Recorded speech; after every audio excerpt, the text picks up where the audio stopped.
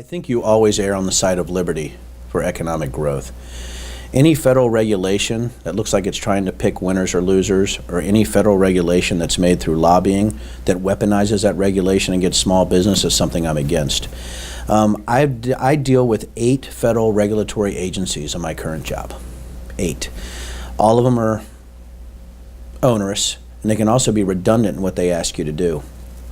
For instance, right now, if you look at somebody who has H-2A workers in the district, he has 105 of them. He has to pay $75 per worker to drive on his own property.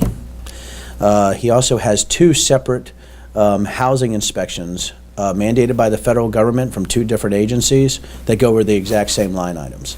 I could go on and on about federal regulations, especially with me if I'm dealing with the TTB, ABC, right, FDA, EPA, right, DOL, right, OSHA. So what you have right now is you have these weaponized federal regulations, mostly against small businesses that are sometimes touted by large businesses as necessary to do business.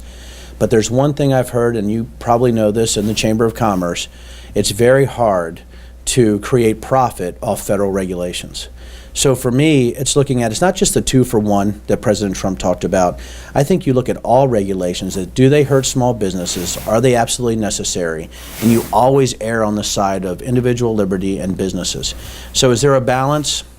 I think there might be a balance, but that balance always has to favor the entrepreneur and the business owner.